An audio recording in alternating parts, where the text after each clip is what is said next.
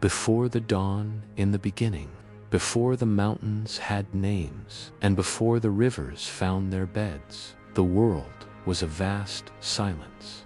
There was only the wind, whispering endlessly across the plains of nothingness, and the earth, sleeping beneath it, dreaming of life. From that dream came motion, from motion came voice, and from voice came the first spark of being. The Great Spirit, the Nameless One, looked upon this empty land and breathed into it a thought. Let there be those who walk between light and shadow. Let them teach the world to laugh, to fall, and to rise again. From that breath, the dust began to swirl. The wind howled in circles of power, and from its storm, a figure took shape, half spirit, half flesh. His eyes were wild like the desert stars, his fur the color of twilight sand. His laughter broke the silence of creation. Thus was born Coyote, the trickster spirit of the West, the wanderer between gods and men, chaos and order, life and death. He was not meant to rule, nor to serve. He was meant to test, to stir the stillness, to awaken the sleeping, to remind the world that perfection breeds no growth. And so began the age of mischief and wonder, the age of stories told by firelight, when the gods still walked the earth and the winds carried their laughter across the canyons. These are the tales of Coyote, the thief of fire, the singer of worlds, the fool who became wise, and the eternal wanderer whose footprints are carved into the heart of every desert. Welcome back to my channel. This channel specializes in writing about epic tales and myths from around the world. Don't forget to like, share, comment, and subscribe to help me out. Today, we will dive into a story titled Coyote, the Trickster Spirit of the West. Native American mythology, full epic story. Here is the detailed content. Chapter 1. The Birth of the Trickster. Between the breath of wind and the dream of earth, the first laughter was born, and the world began to move. Before the first dawn, when the sky was still a pale shell over a silent world, the wind wandered aimlessly across endless plains of dust. It sought purpose, it sought meaning, yet found only stillness. Beneath it, the earth slumbered deeply, her body vast and unshaped, her dreams filled with rivers and beasts yet unborn. The wind whispered to her, sister of stone and soil, do you not tire of your silence? The earth stirred, her voice deep as thunder beneath mountains that had not yet risen. I dream of motion, she said, but dreams alone cannot wake me. Then the wind replied, let us create something that moves, something that laughs, so that both dream and breath may find joy. The earth opened her heart, and from her dark soil rose a swirling dust, touched by the breath of wind. The storm danced, spun, and howled, until it took the shape of a creature, neither beast nor god.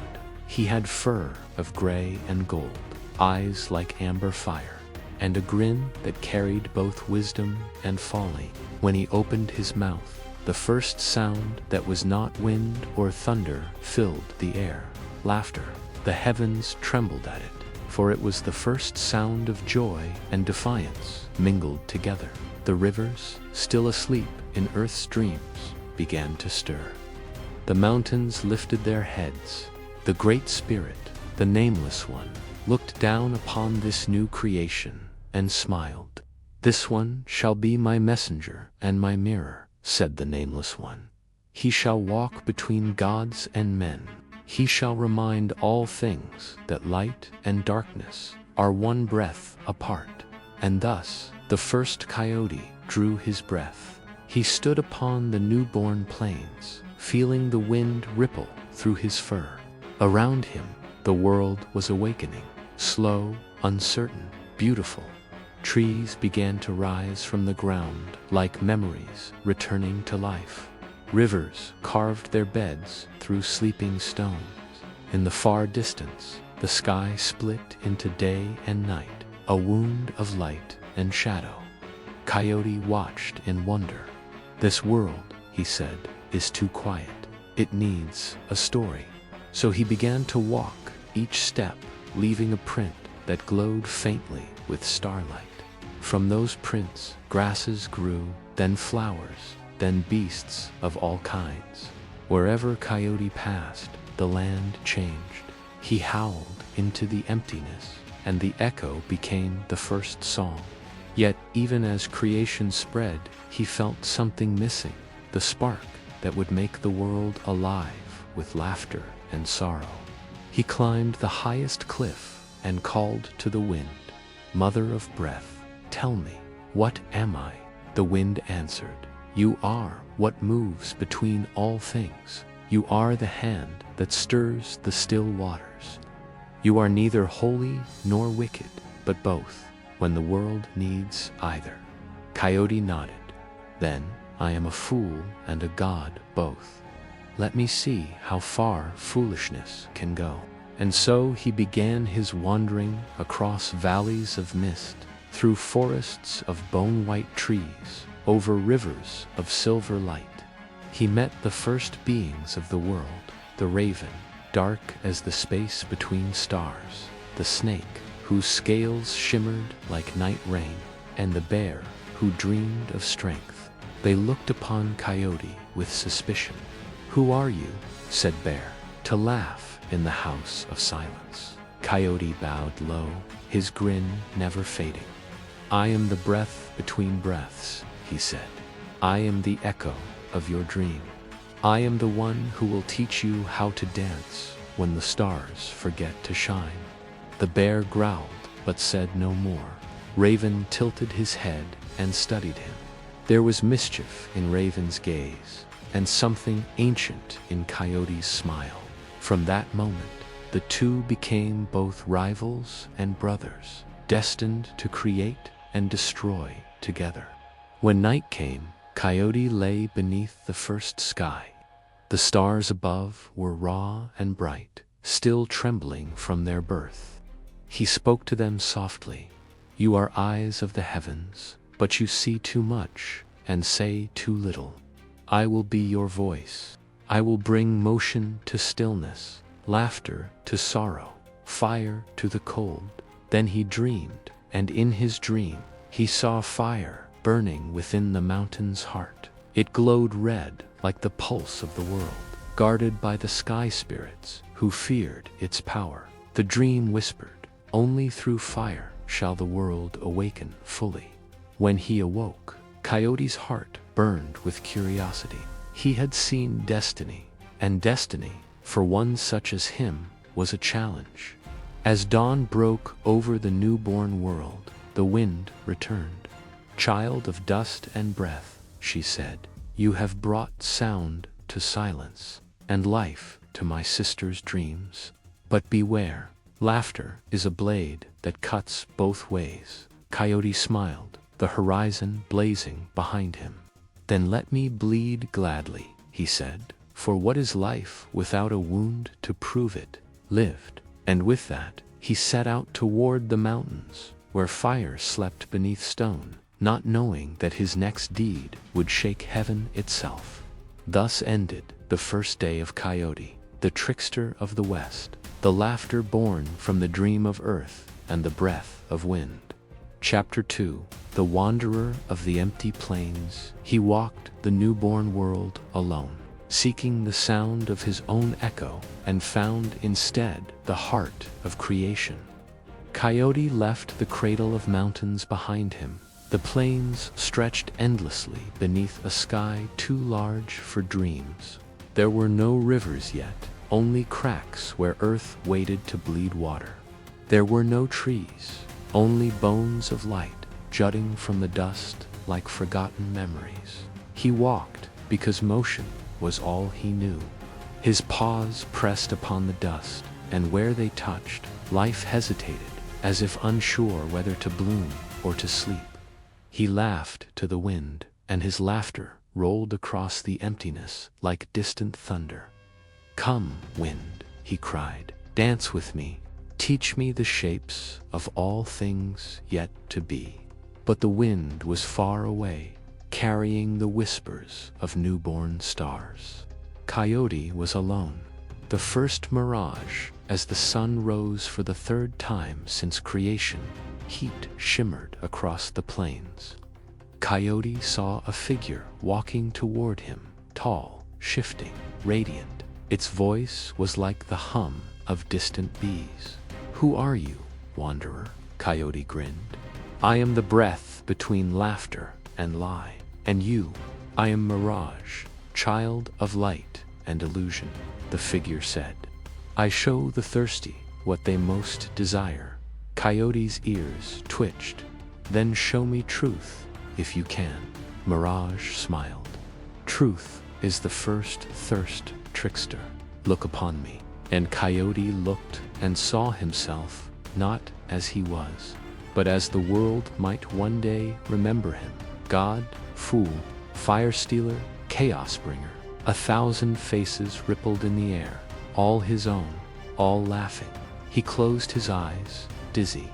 "You show too much," he said softly. "Even a fool can drown in himself." Mirage faded, leaving behind a single droplet of water upon the sand. Coyote bent, touched it with his tongue, and whispered, "Then let thirst be my teacher." The river, born of laughter days, turned to nights, and still Coyote walked. His hunger grew sharp, his laughter turned bitter. When he could bear it no more, he lifted his head to the sky and shouted, "O earth, O wind, have you birthed me, only to wander your silence?" No answer came, only the echo of his own voice. So Coyote began to laugh, wildly, defiantly, until tears fell from his eyes and struck the ground. From those tears, a trickle began to flow, thin as silver thread, weaving through the dust. The trickle grew into a stream, then a river. And so, from the sorrow of the trickster, the first river was born. He lay beside it, panting, and whispered, "Even sorrow can be useful, if it learns to move." The water murmured in reply, soft, endless. The children of clay, as he rested, shapes began to crawl from the riverbank, small figures made of wet clay. They blinked at him with hollow eyes, then began to dance in the shallow water. Coyote watched, curious. "What are you?" "We are the children of clay," they said, "born of your tears and the earth's patience." Coyote tilted his head. "Then I am your father, though I had no plan for sons." The children of clay laughed high, bright laughter that echoed his own. For a moment, the world felt less empty, but soon the wind returned, fierce and playful, and scattered the clay figures into dust. Coyote howled in protest, chasing after the wind. "Why do you undo what I have made?" he demanded. The wind whispered, "Because all that lives must learn to lose, little trickster. Creation is a wheel, not a wall." Coyote stood silent for a long while, then smiled. "Then let me keep turning the wheel." The gift of fire, the foreshadow that night. As he lay beneath a cold sky, he dreamed again of fire burning within the mountain's heart. The light beckoned him, fierce and beautiful. He reached for it in his dream, and it burned his paw. When he awoke, a red mark glowed faintly upon his fur. He stared at it, whispering, "So the mountain remembers me. I will go to it soon and take what sleeps inside." In the distance, the volcano's peak flickered like the eye of a god half awake, the promise of the road. Coyote rose at dawn. The river now wound like a silver snake behind him, alive and singing. He turned his back to it, whispering farewell. "Let others drink from my laughter. I have more mistakes to make." And so, The trickster continued across the endless plains, chasing new horizons, chasing the sound of his own myth. Behind him, the land grew richer, greener, alive with the first whispers of life.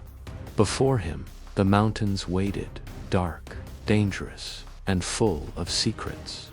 Thus ended the second day of Coyote, the wanderer of the empty plains. The fool had learned sorrow, and the world had learned to flow. Chapter 3: The Theft of Fire, when the world was cold and the stars too far. One fool climbed the mountain to steal the heart of heaven. The world had grown older by a breath. The rivers sang, the grasses whispered, and shadows danced upon the newborn plains. Yet the night remained cruelly cold. The beasts shivered. Even the stars looked down with pity, but offered no warmth. Coyote watched from a ridge of stone, his fur thick with frost. The world laughs without heat, he muttered. Even joy freezes in its throat. He looked to the east, where the mountain of fire towered black against the pale dawn. From its peak came a pulse of red, a heartbeat that never ceased. He remembered his dream, the burning mark on his paw, and knew his path had led him here. The council of the sky spirits at the foot of the mountain.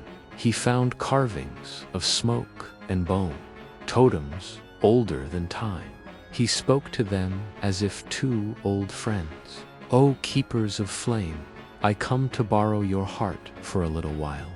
The wind shifted, and from the smoke stepped the sky spirits, tall beings woven of cloud and lightning, their eyes glowing like stars caught in storm. Their leader, Thundereye, spoke. "Trickster of dust, why do you disturb the mountain? The fire is not for beasts nor mortals. It is the breath of heaven, forbidden to all below." Coyote bowed, his grin sly. "Then let me climb and see it with my own eyes, so I may understand why warmth is denied to the cold." Thundereye's voice rolled like distant storm. "Knowledge burns the fool who seeks it." Coyote laughed. "Then I shall burn, but at least I will not freeze." The spirits warned him no further, for they knew no creature could reach the mountain's heart alive. But they did not yet understand that a trickster never walks the straight road. The climb of shadows, for 7 nights and 7 dawns, Coyote climbed. The slopes were jagged, the air thin, the wind cruel. He passed frozen bones of ancient beasts that had once sought the same fire, all turned to stone by divine frost. He whispered to them, "I will not join your silence. My laughter will echo where yours could not." At the 6th dawn, his paws bled. His breath came in smoke. The red mark upon his paw glowed brighter, guiding him upward. When the 7th night came, the summit revealed itself, a crater of molten light, guarded by living flames shaped like wolves. They circled him, hissing, "You do not belong here, Laughterborn. The fire sleeps beneath our watch." Coyote crouched low, tail flicking. "Then watch closely," he said, "for sleep can end suddenly." And with a grin as sharp as starlight, he leaped. The trick of mirrors the firewolves lunged, but Coyote spun in a blur of motion. He howled once, and his howl split into 100 echoes, each echo becoming a shadow of himself. The wolves snapped at the phantoms, biting only smoke.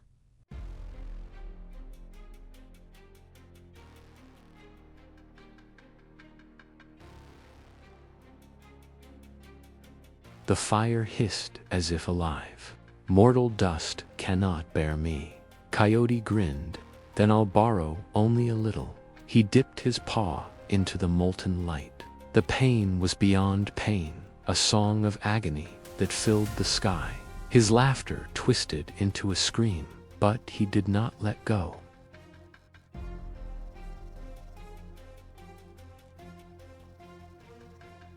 He held it in his mouth, protecting it from the storm, and fled down the mountain. The chase of the storm, the sky spirits awoke with fury. Thunder roared, clouds swirled, lightning fell upon the slopes like divine spears. Thunderai's voice shook the heavens. Thief of fire, return what is not yours. Coyote ran, his paws bleeding fire across the snow. Each step left a trail of glowing footprints that burned into the earth, and from those prints, sparks leaped into the wind. Behind him, the mountain erupted. Lava poured like molten anger. The spirits pursued, their voices thundering across the sky. Coyote laughed between gasps. Too late, the world has already learned to glow. He reached the plains, exhausted, broken, triumphant. The fire spark in his mouth flickered weakly, dying. He looked around and saw the first people, creatures of clay and bone, shivering in the cold night. He dropped the spark among them and whispered, "Be warm, my brothers. Burn bright, even when gods forbid it." The spark leaped into dry grass, and the first fire was born. It crackled, danced, and painted the faces of the first people with light. For the first time, shadows danced because of warmth, not fear. The judgment, when dawn came, the sky spirits descended. The mountain behind them smoked like a wounded heart. They found Coyote lying near the dying coals, his fur scorched, his grin faint. "You have broken the law of heaven. Why did you do it?" Coyote raised his head weakly.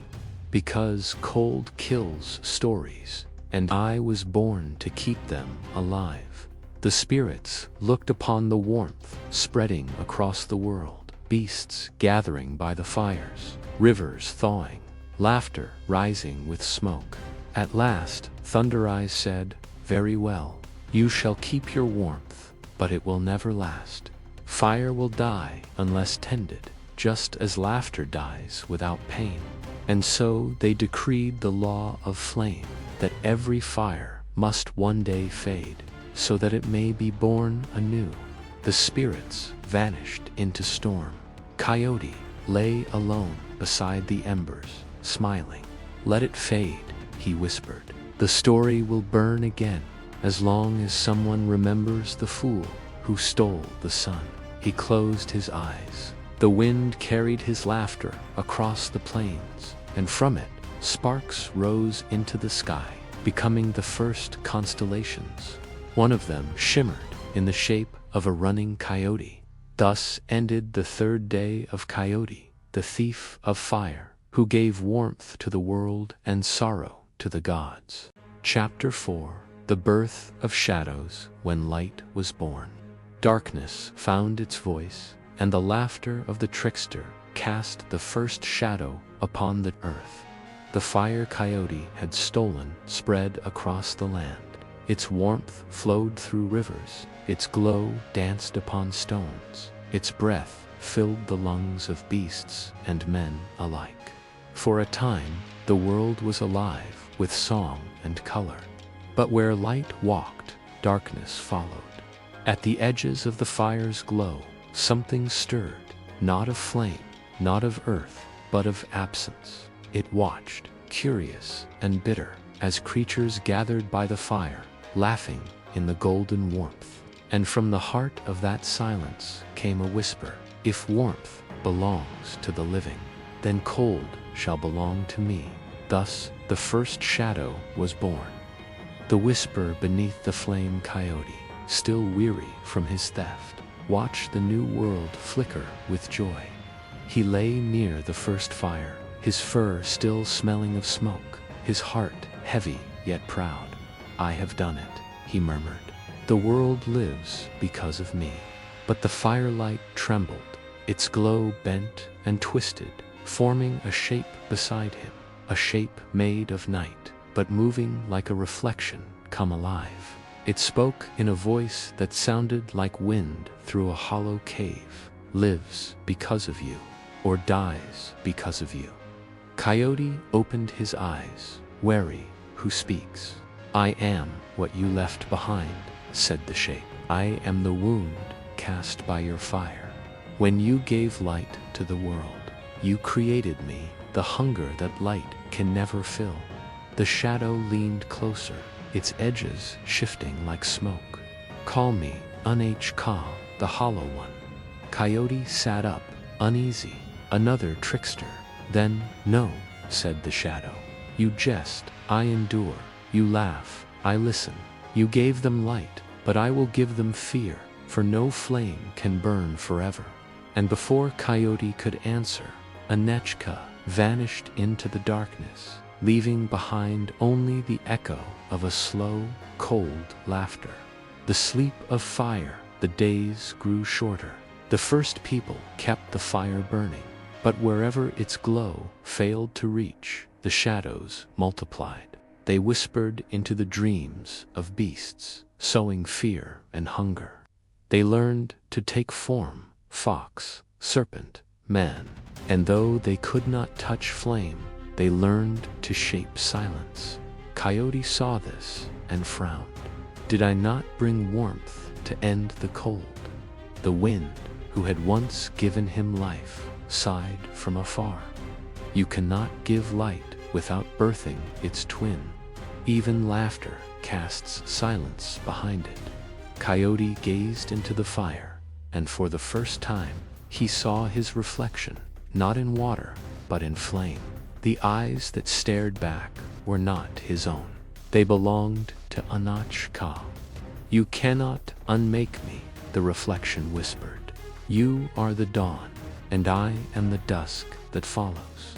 The gathering of beasts, alarmed by the spreading darkness, the creatures of the world gathered at the river of tears, the place where Coyote's sorrow had once created water. The bear spoke first, his voice like rolling thunder. Trickster, your gift burns us in day and blinds us at night. What have you unleashed? The raven croaked, his wings glimmering with ash. Where there is fire, there is shadow, but this shadow hungers. Coyote stood before them, uncertain for the first time. The world needed warmth, he said. Now it has both warmth and fear. Perhaps that is balance. The beasts murmured uneasily. The wolf snarled. Balance. We lose our young to the dark. There is no balance in death. Coyote's laughter faltered. For once, he had no answer. The wind whispered again.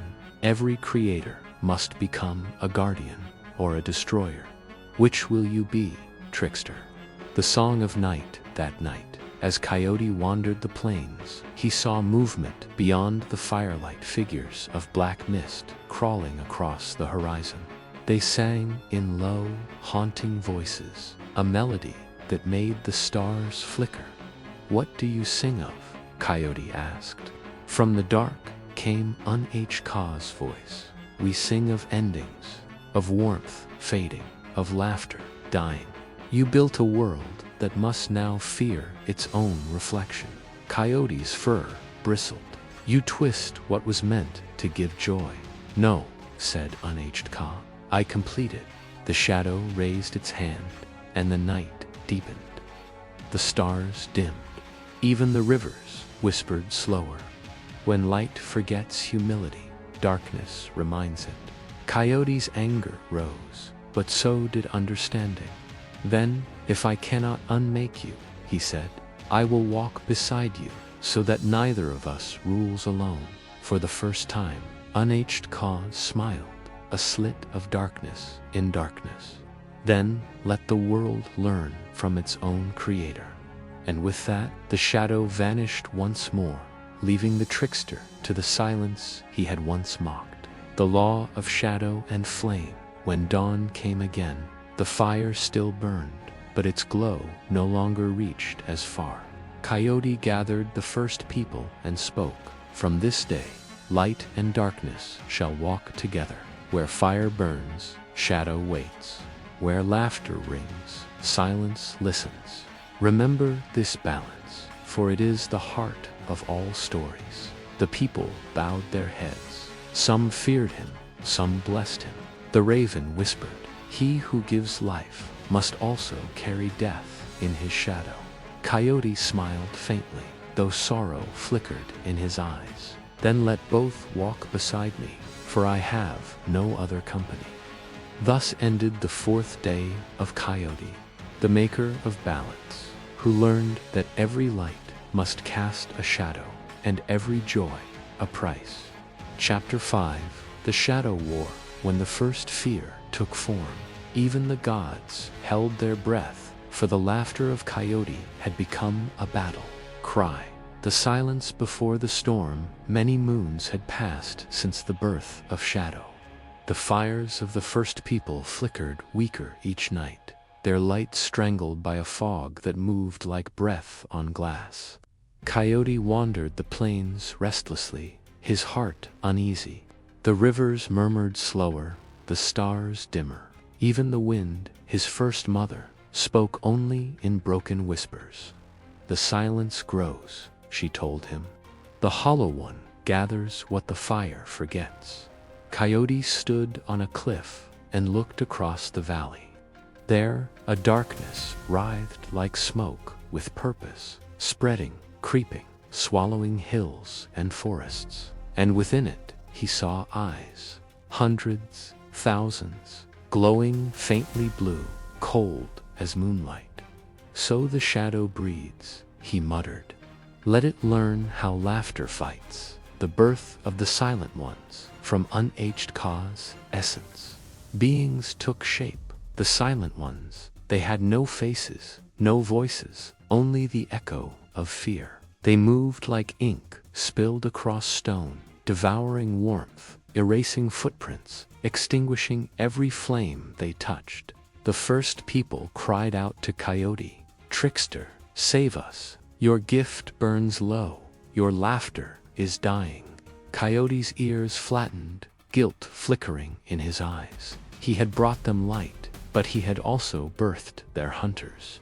Still, he stood before them, tail lifted, grin steady, even as the horizon burned black. "If I started this story," he said, "I'll finish it too. The fire that fights back." Coyote gathered the survivors at the River of Tears, the place where sorrow had once become water and laughter had once become fire. He pressed his bleeding paw into the mud, and flame rose from it, a new kind of fire, pale and fierce, born not from joy, but from defiance. "This is war fire," he declared. "It burns not for warmth, but for memory." He handed each person a spark. "When fear comes for you, feed it this. Remember who gave you fire, and who tries to take it away." The people nodded, their eyes shining with resolve. All across the plains, small flames flickered, a constellation of courage defying the night. The battle of light and void, the silent ones, descended in a wave of black mist. Their bodies whispered like rusted reeds. Their hands reached for every spark. The night screamed without sound. Coyote howled, and his voice became 10,000 echoes. Each echo turned into a phantom of himself. Shadows made of fire and laughter. They clashed beneath a torn sky, flame against fog, laughter against silence, life against hunger. The earth shook, rivers boiled, the stars hid their eyes. Every laugh Coyote had ever made burst into fire, lighting the battlefield like dawn trying to be born. For every silent one burned, two more crawled from the dark. Still, Coyote fought, his fur blazing, his teeth flashing in madness. "Come then," he roared. "Let us see if fear can laugh." The fall of the trickster at last. Unaged Ka appeared, towering, calm, infinite. The Hollow One's voice was soft, but filled the world. "You cannot kill what completes you, Coyote." Coyote bared his teeth. "Then I'll keep you busy forever." They met in a clash of light and shadow that split the sky. Firestorm and void, tangled like lovers in rage. Each time Coyote struck, the shadow split and reformed. Each time the shadow struck, his laughter cracked but did not break. At last Ka reached out and from Coyote's chest pulled a piece of glowing ember, his heart fire. "Without this," said the Hollow One, "you will laugh no more." The world fell silent, the fires dimmed, the plains froze once again. Coyote fell to his knees, his fur gray with ash. The shadow receded, satisfied the war, won not by death, but by despair. The promise of dawn. For 3 nights, the world mourned. The first people wept beside dying embers, their hearts hollow. But on the 4th night, a small spark rose from the ashes, a fragment of Coyote's heart fire that Ka had failed to consume. It drifted into the sky and settled among the stars, burning as a tiny ember above the horizon. From its glow, a faint howl echoed, distant, eternal. The first people looked up and whispered, "He still laughs." The shadows still ruled the night, but never again would the world be truly silent. Thus ended the 5th day of Coyote, the fallen trickster who lost his heart to darkness, but taught the world to keep the flame. Chapter 6: The Journey Through the Underworld. The trickster had lost his fire, yet the world still waited for his laughter. So he walked where no living spirit dared, into the belly of the dark, the land beneath the silence. When Coyote's body fell upon the plains, the winds stilled, the stars dimmed their eyes, and the earth covered him gently with dust. But death could not hold him, for a trickster never truly dies, he only changes his shape. Coyote awoke in a place without sun or moon, where the air was heavy as forgotten sorrow. The ground was glassy and black, reflecting faint, ghostly flames. Above him hung the bones of old constellations, shattered like broken teeth. "So this is the place where laughter ends," he whispered. "It's quieter than I expected." A whisper rose from the dark, many voices at once, cold and soft. "Welcome, Coyote. We have been waiting." From the shadows stepped figures made of mist, the lost spirits, those who had forgotten their names. They circled him, curious, scenting the faint trace of life still clinging to his fur. "He still carries warmth," one hissed. "He is not ours yet," said another. Coyote grinned. "Then let's see who owns me," and he walked on. The river of memory, after what felt like days of silence, he reached a vast river, black as obsidian, wide as the horizon. Its surface shimmered with ghostly faces, men, women, beasts, all murmuring the same plea, "Remember me." A boat waited by the shore, carved from bone and smoke. Beside it stood a woman cloaked in night, her eyes twin moons. "I am Shawan, keeper of the crossing," she said. "None may pass without leaving behind their name." Coyote tilted his head. "And if I don't?" She smiled faintly. "Then you will wander here forever." A whisper among whispers. He thought for a long time. Then he plucked a single whisker from his muzzle, held it out, and said, "Take this instead. My name is in every laugh that's ever been told. You'll never hold it all, but you can have this piece." Shawan studied him, amused. A clever trade. "Very well, trickster. Cross, but beware. The river remembers more than it forgets." As the boat glided across the black water, Coyote saw visions swirl beneath him. His birth from the wind, the laughter that birthed fire, the faces of the first people, and the eyes of Ka, hollow, endless, waiting. He touched the water once, and pain seared through his paw, a memory of every sorrow he'd caused. Tears fell from his eyes and sizzled on the river's surface. "Even I," he whispered, "cannot trick memory." The Gate of Bones. On the far shore stood a gate made of ribs, enormous, curving upward like the skeleton of the world. Behind it lay the deep below, realm of forgotten gods and sleeping monsters. Two guardians blocked the way, one a serpent of stone, the other a raven of shadow. "None may enter," the serpent hissed.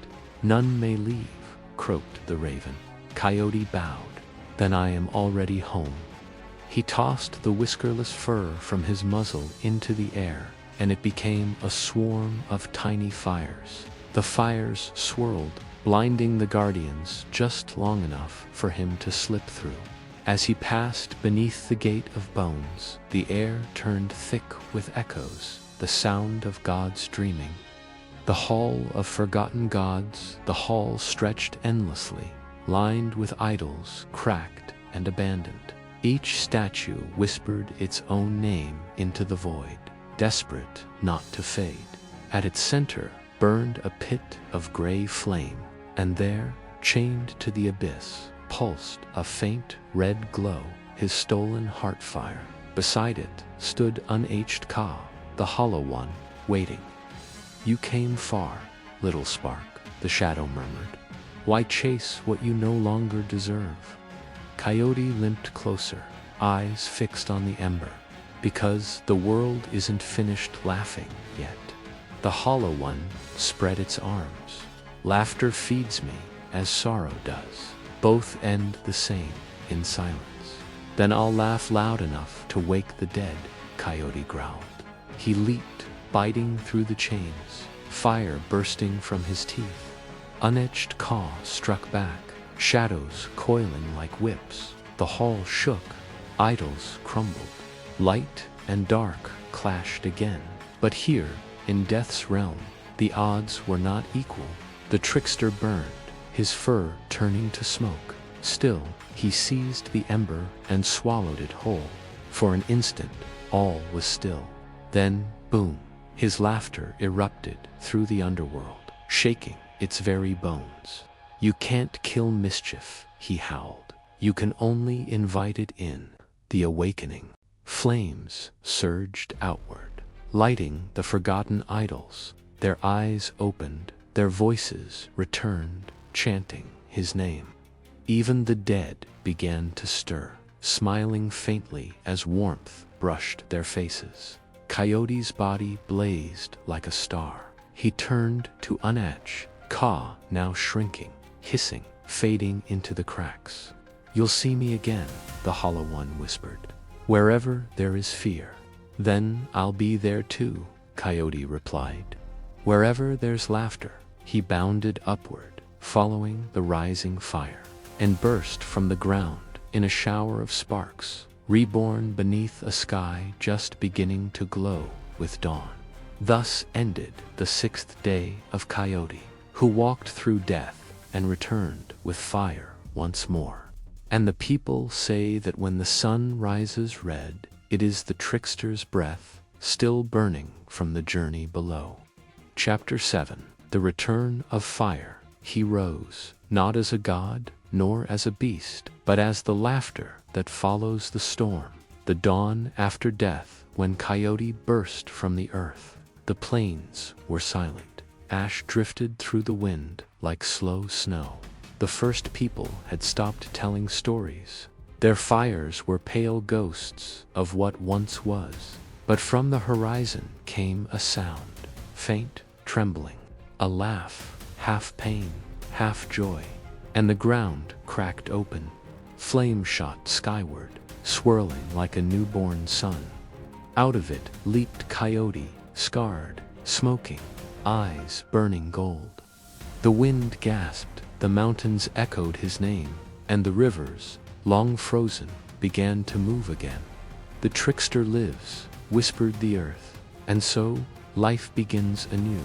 The laughter that burns. Coyote stood at the heart of the plain and exhaled fire. It did not spread like before, wild, greedy, untamed, but danced in slow, spiraling shapes, glowing softly. He placed a paw to his chest. The ember he had swallowed pulsed gently beneath his ribs. "Not mine alone anymore," he said. "This belongs to all who remember." Then he howled, not in mischief, but in love. His voice carried across deserts, mountains, forests, awakening every sleeping ember left from the old war fire. In 1,000 villages, flames sprang back to life. Children laughed again.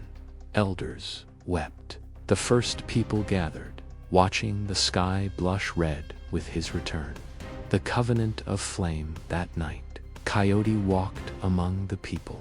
His fur shimmered like smoke. His eyes glowed like twin coals. He sat by their fires and spoke. "You once feared the dark, then you feared the fire, but both belong to you. Darkness keeps your dreams, fire keeps your courage. Forget neither, and you will never lose your way." He showed them how to feed the fire without greed, to give wood, not blood, to use it for warmth, not war. He drew a circle in the sand and said, "This is the balance between laughter and silence. Break it, and the shadow will return." The people bowed their heads, understanding. The rebirth of the world. As Coyote wandered, life bloomed behind him. Grass returned to the plains. Birds sang above canyons that had forgotten sound, and rivers ran clear again. But not all was as before. For every light, a shadow remained softer, smaller, but watching. Coyote looked upon it and nodded. "You're still here," he said. "Good. A world without shadow would die of boredom." He smiled, tail flicking. For even he knew balance, not victory, was the true gift. The star of Coyote. Before leaving, he climbed the highest peak, where the sky touched the earth. There, he took the last spark of his heart fire and threw it into the heavens. It rose, blazing red, and settled among the stars, the same one that shines over the western desert even now. "When you see that star," he told the people, "remember that laughter can rise from ashes, and that the fire within you is never truly gone." The first people named it Moxoho, the star of the trickster. They say it watches travelers at night, guiding them home.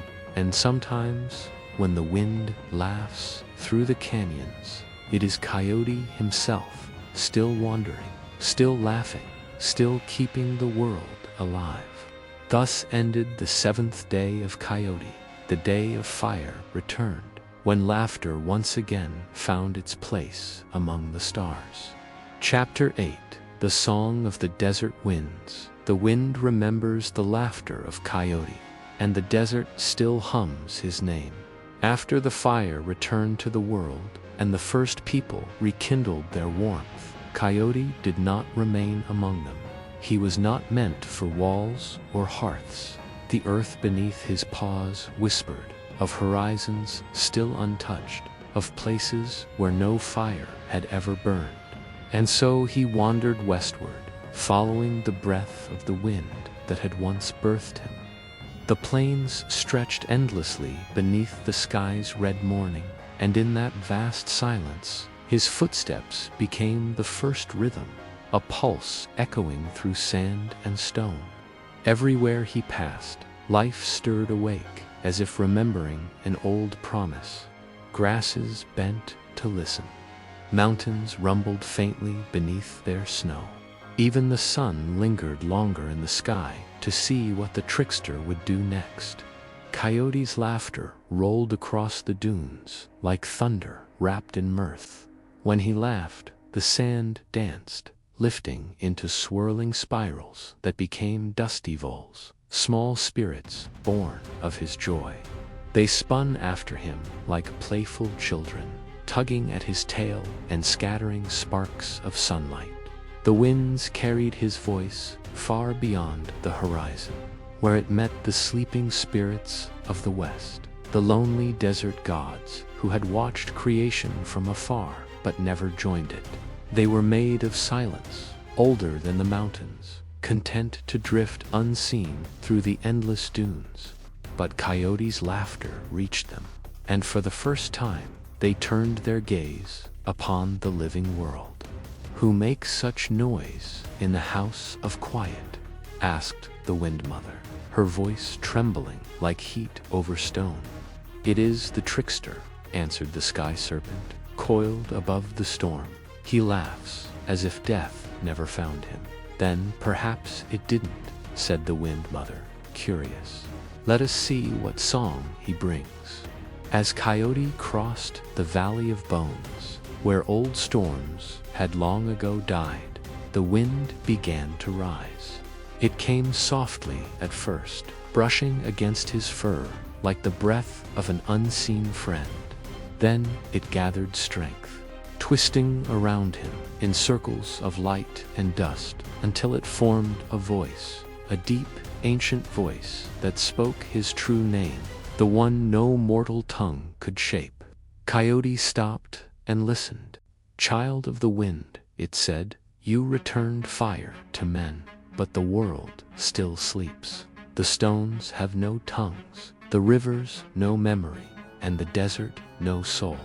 Will you give them laughter as you gave it to mankind?" Coyote tilted his head, tail swaying slowly. "If I do," he said, "will they not wake to chaos as men did?" "That is the way of all things," the wind answered. "Life must dance with disorder, or it will never move at all." Coyote grinned, his teeth flashing like sunrise. "Then let the desert dance." He began to run. With each bound, his paws struck sparks that turned to whirlwinds. He howled, and the wind howled back, shaping his voice into melody. The dunes rose and fell in rhythm, and soon the whole desert trembled with the sound. It was not music of strings or drums, but something vast and alive, a song of shifting sands, of sunlit storms and starlit silence. The wind took his song and wove it through the world. Wherever it passed, the land awoke.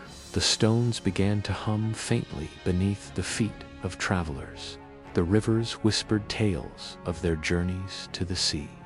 The mountains echoed laughter in their valleys. Even the smallest grains of sand shimmered with faint memory, the reflection of the trickster's joy. The wind named this gift the Song of the Desert, and it would never fade. But not all were pleased. Far below, in the deep hollows where the light never reached, the remnants of the shadow still stirred. Unaged Ka, the Hollow One, felt the vibrations of the new song and recoiled. "He brings sound to silence again," hissed the shadow. "He stirs the stillness I left behind." And from the cracks of the earth rose the echoators, thin, translucent spirits who fed on sound. They slithered through dunes and caves, devouring the laughter, drinking the wind, trying to silence the melody. Coyote sensed them before he saw them, for the air grew heavy and the sand stopped dancing. His ears twitched. "So you crawl after me again," he said softly. "Then let's make you a tune to remember."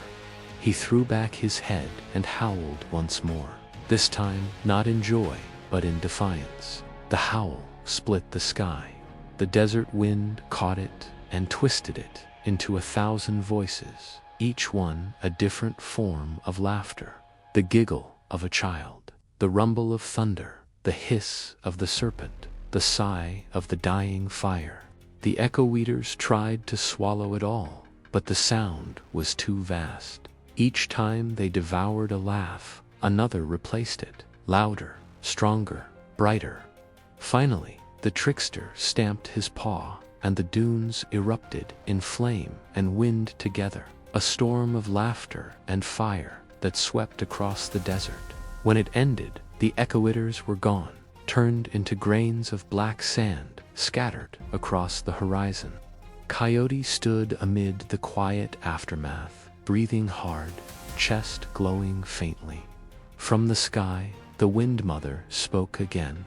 You have given the desert a soul, Coyote, but in doing so, you have bound your spirit to its song. You will wander here forever, for the desert will always need its laughter. Coyote smiled faintly, eyes glinting with both sorrow and pride. Then I will wander, he said, for laughter, too, must have a home. He lay down upon the highest dune as the night settled in. The stars burned above him, his red star among them. The wind curled around his body, humming softly. And as he closed his eyes, the world still sang, a melody that would never fade, carried on every gust, every shifting grain of sand. Travelers who cross the western deserts still claim to hear it, a whispering song that dances in the air just before dawn, half wind, half laughter. Some say it is the breath of the earth itself. Others say it is only memory. But the elders know the truth, that it is Coyote, eternal and unseen, running still with the storm. His laughter stitched into the bones of the world. And so the legend says, when the desert wind rises and the dunes begin to hum, you must stop and listen, for you are hearing the heartbeat of creation, the eternal trickster's gift. For as long as the wind sings, life will never truly fall silent. Chapter 9. The Birth of the Spirits. From the laughter of Coyote came the breath of all things, and from his silence their souls. When the song of the desert winds had woven itself into the bones of the world, a great stillness followed, not of emptiness, but of waiting. The earth seemed to hold its breath. The dunes shimmered with unseen power, and the rivers murmured softly, as though they expected something to be born. Deep beneath the soil, in the dark, where roots twisted and slept, the last echo of Coyote's laughter stirred the sleeping dust. It trembled once, then again, and from it began the slow miracle of awakening. The first to rise was Hannah's, spirit of the wind's breath. She unfolded from the desert heat like a veil of smoke, her body made of shimmering air. Wherever she passed, the dunes curved and reshaped themselves, forming ripples like waves frozen in gold. She looked to the sky and whispered, "Who gave me breath?" And the wind answered, "The trickster who sleeps in your song." She smiled, though she did not yet know what laughter was. From her whisper awoke another Taka, spirit of the stone heart. He rose from beneath the mountains, his form carved from obsidian and moonlight. His eyes burned deep and slow, and when he spoke, his voice rumbled through valleys like distant thunder. "I am the memory of stillness," he said, "but I hear motion above me. What stirs the silence I was born to keep?" Han-Er danced above him and said, "The world no longer sleeps. The fire has returned." But Taka frowned, unsure. "Fire brings change," he murmured, "and change cracks stone." Soon after, from the rivers and the whispering sand, came others: Shra, spirit of water's reflection; Meska, keeper of beasts; and Neva, the singer of seeds. They gathered in the twilight, each radiant with their own nature, each uncertain of their place. For they were the first generation of the world's new soul, born not from creation as command, but from laughter's echo. Together, they wandered across the plains, exploring the living world. Wherever they walked, new forms arose: the fish in the rivers, the hawks above the cliffs, the deer who leaped through grass like whispers of motion. From Shra's tears, the lakes formed. From Meska's growl, the wolves learned to hunt. From Neva's hum, the first flowers opened their petals to the dawn. The world grew rich and alive, full of color and song. Yet with birth comes difference, and with difference, discord. Taka, the Stoneheart, grew uneasy. He saw that water cut through his mountains, that trees rooted themselves into his skin, that wind carved his cliffs into strange shapes. The laughter of Coyote has no end, he said bitterly. It will shatter everything I protect. Hanga laughed softly, her voice like the sigh of sand over stone. It does not shatter, brother. It shapes. Laughter teaches the world to move. Then movement is death, said Taka, for the stone that moves is broken. Their quarrel grew fierce. The sky trembled. From their voices were born the first storms, great tempests of sand and lightning that tore across the desert. The newborn creatures fled, mountains cracked, and rivers boiled. The spirits had become creators, but they did not yet understand balance. In the heart of the storm, a voice rose deep, mocking, familiar. Ah, it said, you sound just like me once. The winds froze. From the center of a whirlwind stepped Coyote himself, glowing faintly, his fur rippling like liquid fire. He looked at them all and laughed, not cruelly, but with a tired fondness. So this is what my song has made, he said. Children of laughter, fighting to prove who is strongest. You are perfect. Hyod Bodlo, you are our maker. Coyote shrugged. Maker, perhaps. But I prefer to think of myself as the accident that started everything. Taka glared at him, eyes like black suns. Then you brought us chaos. I brought you life, Coyote replied. And life is a kind of chaos that never ends. The stone spirit's anger burned hot. Then I will end it. I will still the world once more. He raised his hand, and the air thickened. Rivers froze, winds faltered, plants withered. The other spirits cried out, trying to stop him, but his will was ancient, carved from the deep. Coyote watched silently, then sighed. You remind me of the shadow, he said. You try to silence laughter because it scares you. He stepped forward and pressed his paw to the ground. The desert trembled. Beneath it, the buried embers of his heart flared to life once more, glowing like veins of gold through the rock. The heat spread, cracking Taka's skin, but instead of breaking him, it filled him with light.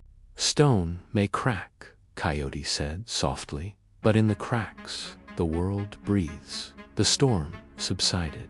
Taka fell to his knees, panting, his anger cooling into awe. I can feel the world moving through me. That's the point, said Coyote. You are part of the song now, not the silence. The other spirits gathered around him, Hyuk with her winds, Shra with her tears, Neva with her green song. Together they looked upon Coyote, who smiled, eyes gleaming with eternal mischief.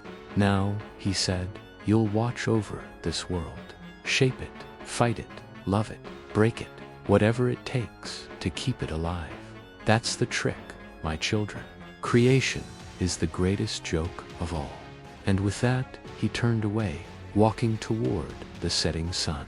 His silhouette shimmered in the crimson light until it vanished into the horizon, leaving behind only the echo of a laugh, low, endless, full of promise. The spirits stood in silence, listening as the wind picked up again. Hannah looked to the others and whispered, He's gone. No, said Shra, smiling faintly. He's everywhere now. In the rivers, in the dust, in the hearts of men and beasts. Whenever they laugh, he returns. From that day forward, the spirits kept their watch. Wind over the dunes, stone beneath the mountains, water through the valleys, seed beneath the soil, beast in the hunt. The world was alive, with motion, with song, with laughter, and above it all, in the red, twilight sky, the star of the trickster burned, the unblinking eye of the one who had taught even silence to sing. Chapter 10. the war of seasons. Even the world must learn to breathe in and out. Birth and death are only the rhythm of that breath. After the birth of the spirits, the world no longer lay silent. The rivers sang, the forests swayed, the beasts howled under moonlight. But the harmony they built was young, fragile, untested. In the heart of all creation, tension still lingered, like a drum that had not yet learned its rhythm. Taka, spirit of stone, sat beneath his mountains, watching the endless motion of wind and water. His heart glowed faintly with Coyote's fire, yet within him stirred a deep unease. All things move, he murmured, but to move forever is to crumble. What is strength if it cannot endure? Hanha, the wind spirit, laughed as she circled him. Endure. Stones endure, yes, but they do not grow. The dance of the world is not meant to last unchanged. You must let it breathe. I have breathed enough, Taka said. Now the world must rest. And so he began to slow the rivers, harden the soil, still the air. The warmth fled the valleys. Shra's waters grew cold, heavy, and the green songs of Neva fell silent beneath a sheet of frost. When the other spirits gathered, they found the land sleeping beneath white silence. What have you done? Cried Neva.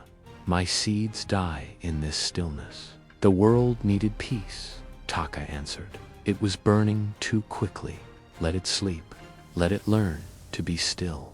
Hana's laughter turned to anger. You speak of peace, but bring death. It is not death, said Taka, only rest. But rest, prolonged, is death indeed. The beasts starved, the rivers ceased to sing, and in that hush the world wept unseen tears. Then, from beyond the veil of clouds, a voice echoed warm, rough, and amused. Seems I left you alone for too long. It was Coyote, striding across the frozen dunes, his paws burning faintly with light. He looked around at the white silence and frowned. Ah, the world looks sick. Who caught the cold? Hana bowed her head. Stone has stopped the dance. He says the world must rest. Coyote grinned. Rest? You mean die slower? Taka rose, towering and solemn. Do not mock me, trickster. You gave me fire, but not wisdom. I do what I must to preserve creation. Coyote tilted his head. Preserve. Oh, I know that word. It's what happens to meat when you dry it under the sun. It doesn't rot, but it doesn't live either. The stone spirit's eyes blazed. You would let chaos reign.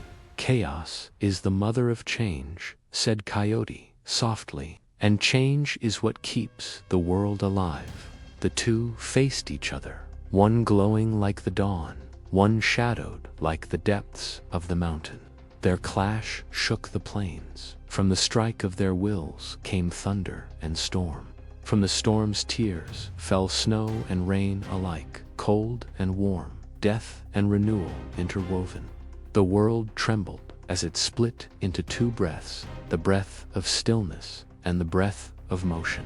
But even gods grow weary of war, seeing the land torn between frost and flame. The other spirits stepped forward. Shra, her eyes like deep rivers, spoke first. Let the world have both. Let it sleep and wake, die and bloom, freeze and thaw. Let it change in rhythm. Neva nodded. Yes, let my seeds rest beneath the frost and rise when warmth returns. Let every death be a promise of rebirth. Even Hango Wentz, wild with fury, bowed her head. The dance must have pauses, but never an ending. Coyote smiled, his tail flicking. You speak like true tricksters now. And so they forged a new covenant.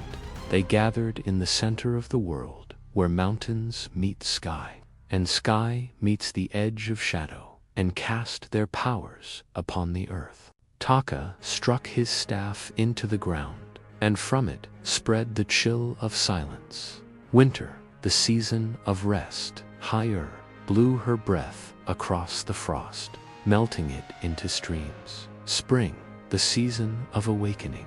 Neva raised her hand, and flowers burst in color and scent. Summer, the season of life, Shra then called upon her tears, cooling the burning soil. Autumn, the season of return. Coyote watched as the world began to breathe in and out, life and sleep, laughter and silence. He lifted his head toward the stars and howled, a long, low song that became the rhythm of all time. From that howl came the circle of seasons, the first law of balance. The war ended, but the memory of it lingered.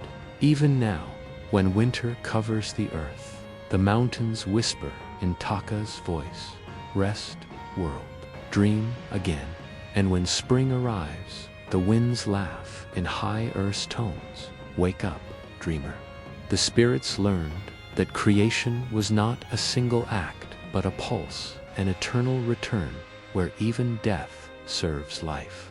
As for Coyote, he wandered again, though some say he did not leave entirely. They say that every year, as the snows melt and the rivers sing again, his paw prints reappear beside the water's edge, faint, warm, fleeting. For he is not the god of beginnings, nor of endings. He is the rhythm between them. And when the world breathes its last breath, it will do so with laughter on its lips, the laughter of the trickster, echoing forever across the stars. Chapter 11. The shadow returns. Every light casts a shadow, and even laughter, once forgotten, can echo as silence. The seasons turned. Years became centuries. The spirits kept their vigil over the breathing world, wind and stone, water and seed, and the land thrived under the circle of balance. But no circle is perfect. Beneath its curve, deep in the hollows of the earth, something old began to stir once more. It was not life, it was not death. It was the space between them, the silence that had existed before the first laugh. There, in the cold roots of time, the shadow awoke. It remembered the world before Coyote's song, before motion and laughter, when all things were one, still, dark, unbroken. It hated what had come since. The river's noise, the wind's dance, the hearts that dared to dream. And so, like smoke crawling upward, it rose again. Where it passed, warmth fled. Flowers closed their faces. The beasts grew quiet. Even the stars dimmed as though the sky itself was holding its breath. The first to sense it was Shra, spirit of water. Her rivers turned black and heavy. "Something walks beneath my waves," she whispered. "Something colder than night." The others gathered, each feeling the tremor in their essence. Taka's voice rumbled. "I know that silence. It is the one that existed before fire." Haina's whines quivered. Then the old stillness returns. Neva clutched her seeds to her chest. What can grow in such darkness? They looked to the horizon, where the dusk had swallowed the light. A shape moved there, vast and formless, like the memory of fear itself. And then came the voice, soft, endless, and cruel. "You forgot me. You built your dance upon my silence, your laughter upon my stillness. But I am the mother of them all, and I have come to take back what was mine." The spirits trembled. Even the earth seemed to bow. But from the farthest ridge, where the red sun bled into the desert, came another sound, a chuckle, dry, rough, alive. "Ah," said Coyote, stepping from the fading light. "I was wondering when you'd crawl out again." The shadow rippled, its form bending around him. You should have stayed asleep, Trickster. You cannot laugh away the dark. Coyote grinned. Maybe not, but I can make it laugh with me. The shadow's presence deepened, pressing upon him like weightless stone. Around them, the spirits fled into their domains, guarding what light they could. The sky split with thunder, though no storm followed. It was the sound of two forces meeting that had no place to meet, the eternal motion and the eternal void. Coyote stood unmoving, his fur glowing faintly with starlight. "You know," he said, "you're not as scary as I remember. You look thinner. I am what remains when the world forgets to breathe," the shadow hissed. "And lately, I've been fed well." Indeed, the world had grown tired. Mortals had learned to fear again, to turn away from laughter, to build walls against the wind, to silence the songs of rivers. The shadow had grown from that fear. "You see," it whispered, "they chose me. They always do." Coyote's grin faded. "Then I'll remind them why they shouldn't," he howled. Not a call of rage, but of remembrance. The wind answered first, Han-us, laughter swirling through the night. The mountains trembled with Taka as strength. Rivers sang with Shra as tears. And from the sleeping fields, the seeds of Neva stirred and rose, glowing faintly with golden breath. The world itself began to remember its song. The shadow recoiled, its shape unraveling in the sudden pulse of sound. "No, you cannot defy the stillness." "I don't defy it," said Coyote. "I dance with it." He leaped into the darkness, and for a moment the desert vanished. There was no up or down, no time, no light, only the echo of laughter clashing with silence. Shadow tried to smother him. It poured through his eyes, his breath, his bones. "You are mine," it whispered. "You were born from me, from nothing." And Coyote, trembling, whispered back, "Then nothing made me perfect to fight you." He bit into the void, tearing it open with sound, a roar, a laugh, a cry, all at once. Light poured through the wound, like dawn breaking through storm clouds. The shadow screamed as it scattered into fragments of night, fleeing into the corners of the world. When the silence fell again, it was not empty, it was peaceful. Coyote lay upon the sand, his eyes half closed, his fur dimmed to ash. Around him, the spirits gathered once more. "It's over," Hino whispered. "For now," said Coyote. "The shadow never dies. It just hides, waiting for when laughter forgets itself again." Taka bowed deeply. "Then we must never forget." Coyote smiled faintly. "That's the trick, old friend.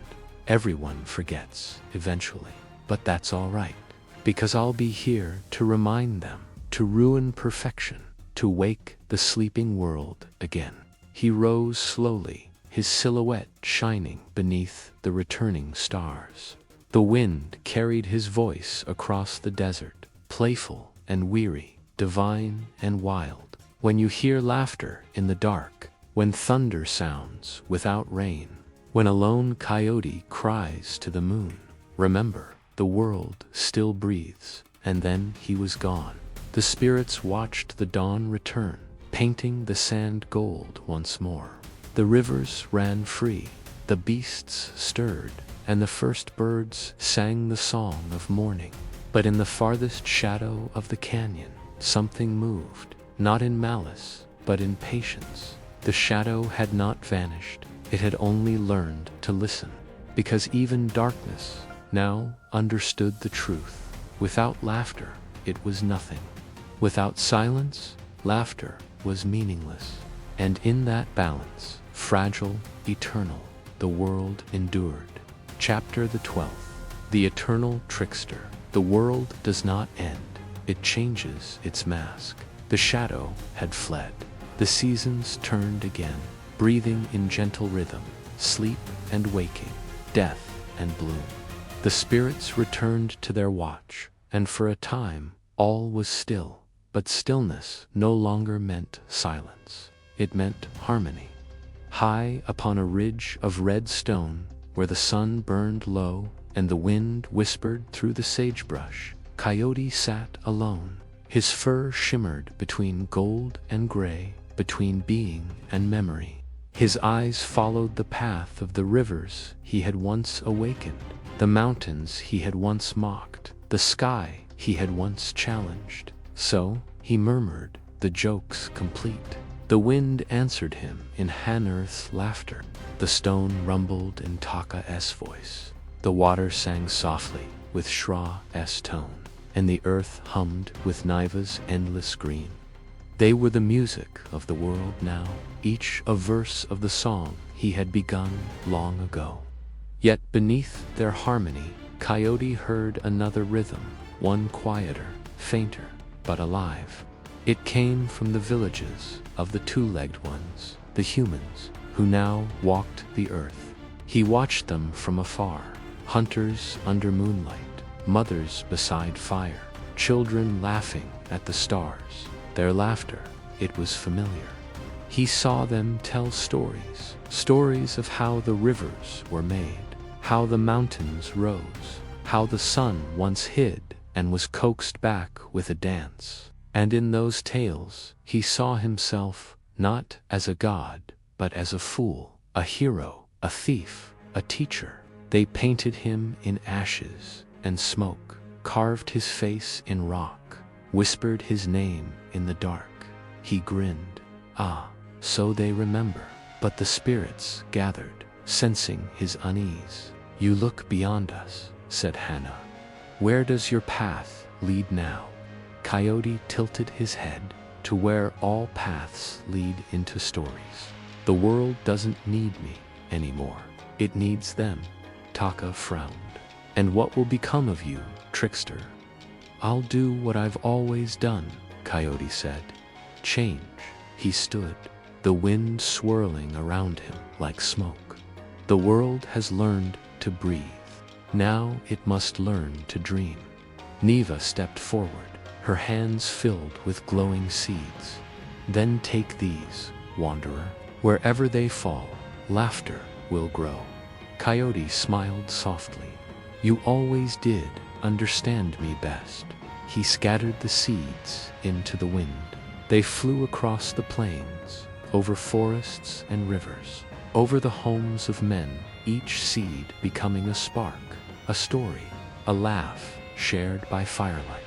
And as they fell, he felt something within him loosen the divine weight of eternity, giving way to something lighter, freer. Once, he whispered, I was a god who could not die. Now, I'll be a story that never ends. The others bowed their heads. Even Taka, the solemn one, smiled faintly. Then go, said Hana. The wind will carry your name. The world will remember your laughter when the stars forget their light. Coyote looked to the horizon. The sun was setting, painting the sky in blood and amber. His shadow stretched long across the desert, but for once, he did not run from it. He stepped into the dying light and began to walk. Each step he took changed him, fur to dust, dust to wind, wind to sound. The desert shimmered as his form dissolved, scattering across the world like smoke caught in sunlight. From the mountains came a distant chuckle. From the rivers, a ripple of mirth. From the fires of humankind, a whisper. Coyote was here. And somewhere, far beyond the horizon, laughter echoed once more, low and wild and endless. The spirits watched until the last shimmer faded. Then they turned to their duties, tending to the winds, shaping the stones, watering the seeds. But every so often, when the night was clear, they would hear a sound, a lone howl that carried across the world. It was not a cry of sorrow, nor of triumph. It was the sound of the world remembering how to laugh. Generations passed. The humans built their homes, their legends, their gods. Some forgot the old stories, some kept them close. And in every tribe, around every fire, the same tale was told of a trickster who stole fire, who made the rivers flow, who taught the world to move. They laughed at his foolishness. They wept at his wisdom. They said he was friend to none, yet savior to all. And in their laughter, the old magic breathed again, because Coyote was no longer a spirit walking the deserts. He was the breath between words, the pause before laughter, the mischief behind every spark of creation. When thunder rumbled without rain, that was his voice. When a child laughed in the dark, that was his touch. When a fool's mistake turned into a miracle, that was his smile. He was everywhere and nowhere, forgotten and eternal, the trick that keeps the universe alive. And though ages will pass and new gods will rise, the wind will always carry a whisper through the canyons. Beware the quiet, for when the world forgets to laugh, the trickster will return. The night fell silent, not with fear, but with peace. The fire crackled, the stars blinked awake and far away. The sound of a coyote's howl danced across the endless plains, playful, defiant, immortal. Thus ends the tale of Coyote, the trickster spirit of the West, the laughter of creation, the shadow's reflection, the eternal wanderer who reminds the world to live. The song of firelight, when the fire speaks, listen, for it remembers what the stars have forgotten. Night had fallen over the desert. The wind had quieted. The sky spread wide and clear, a black ocean filled with the dust of creation. Around a circle of flame, the people gathered, old and young, hunters and dreamers, their faces painted with ember light. An elder sat before them, wrapped in a blanket woven with stories, the same stories that had kept the tribe alive through countless winters. His voice was rough like dry bark, yet soft as the wind that moved through the grass. He began to speak.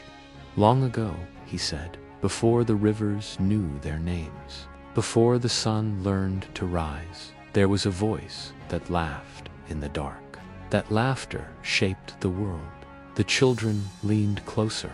The fire cracked, glowing like eyes in the sand.